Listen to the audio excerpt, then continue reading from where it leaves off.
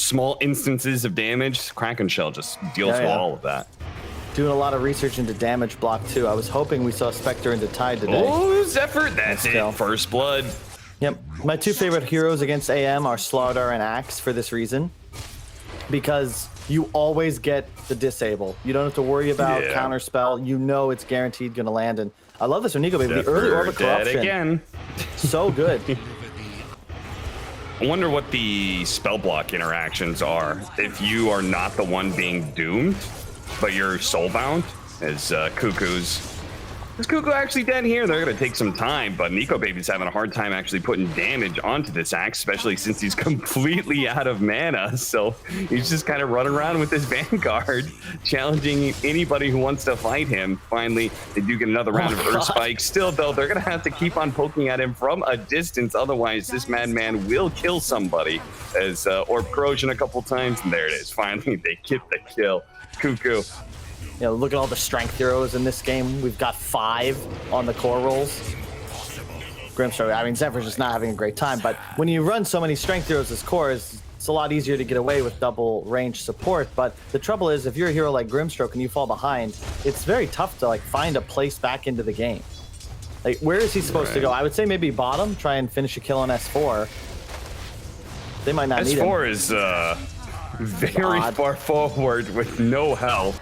They're going to go for the Doom on S4. The first move by T1's cores, and it is going to be a successful gank. Meanwhile, farther up the river, as we're going to watch Carl die here, they're going to try and chase down Zephyr. Zephyr is going to be pulled back into the shockwave. Pretty easy kill for Alliance as they try to invade the triangle a little bit. He's the one who's going to have to try and make some moves here. Coming behind Cuckoo. Trying to trap him down, but he's at half health with no mana, so it's, again, really hard for this AM to actually do damage. They're going to catch up to Limp here. The Ice Blast is going to spot him out, but a skewer away will get him out of range, but 23 Savage is there with the stun. RP immediately being used, but he may still burn out. Meanwhile, behind, there's Chaos as they do manage to get the call onto Nico Baby.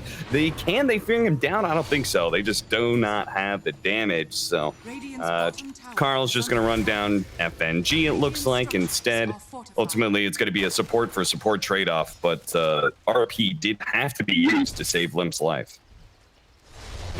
That's most unfortunate. It's the Max and Power build. I've seen this a couple times from Max who play middle, but they've kept control of their mid tower. The bottom lane, Nico Baby's not expecting an Invis Doom. That's just unfair. I think Carl's list is closer to 20. Yeah. No, he's certainly been stellar for T1 as they're going to try and go for an advantage in the triangle. They pick up a kill on Onskin, but they're going to run into the Ravage, into the Skewer like pins. They're all going to fall here as Cuckoo is going to be the last one left alive, but he's got nowhere to run to. 3 down from a big move from Alliance. 23 Savage is going to be picked, and they're going to burn away his mana. He's got 8 stick charges, but he's not going to be able to get it off double ultimates. It also means Nico Baby is going to be a lot stronger early in these engagements, so he'll likely be getting involved. You can't give away free towers, but now T1, they'll make the move. Skewering on back, Cuckoo getting ripped apart by all this damage. Jeez.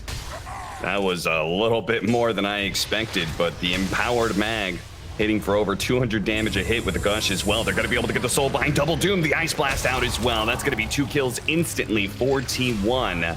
Now the other 2, Lemp and FNG, were able to get back here. As they backed away, Alliance backed away, so he's just like, okay, I'm just going to push out mid, try and force them to rotate over. T1 kind of setting up here, are going to be able to go for S4. Now S4 does have the silence on, the Ice Blast is coming in as well. Limp, no, he missed the RP. He didn't get off the blink beforehand. S4 is going to be burned out here. What happened to Limp? And because there's no tier 1s, you can't really make a play for Roche. You need to make a play for kills. They're going to go for it. Savage. 23 Savage has the shard, so he is not going to die here right away. But on his second life, he may come back and just instantly die again. He will. There is nothing they can do about that. There's just too many heroes on top of the carry of T1. Now, not only is the Wraith King dead, but Reincarnation is on cooldown. T1 are not going to go and let this Roshan happen for free. Smoke breaks. Cuckoo, look at his positioning the from DD. on-scan. They can get this DD. Oh, the stomp coming in. The two-man soulbind with the Doom and the Inkswell. Just beautiful stuff from T1. And the fight is seemingly already over as the two cores are dead. S4, he tried to go for the kill on the white mana. Winter's Curse does actually hold them in place and kills the Ancient Apparition finally. Maybe they can get out of here, but they're not going to win this fight without their two damage dealers.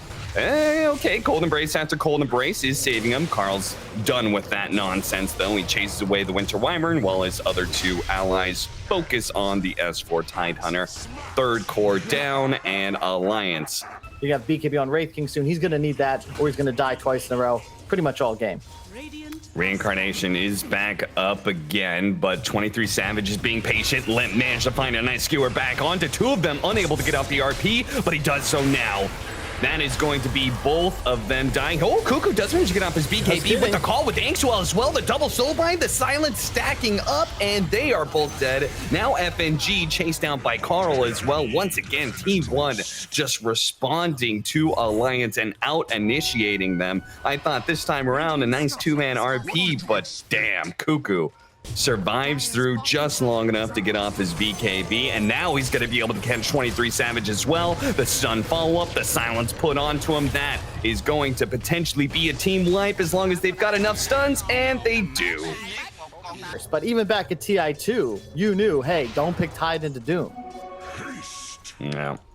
And back then, we knew that AM versus Wraith King was good, as they're going to be able to find the Winter Wyvern.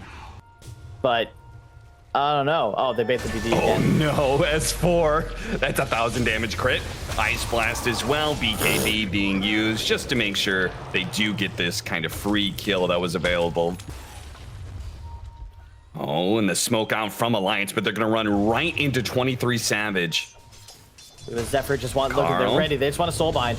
They're going to jump him right after the skewer immediately. The soulbind, the double doom. It just keeps happening. They're so good at it. They're so perfect at these combinations. And now they're going to be able to get the call onto FNG as well. So Winter's Curse already thrown out, but it doesn't do anything. Grimstroke actually using his invis. There goes the Dark Portrait. He's silenced up. He's Inkswelled, and now he's going to be called as well. Oh my God. They didn't even need the doom, and it showed. They just swamped Alliance with straight up soulbind and beautiful blink initiations. Just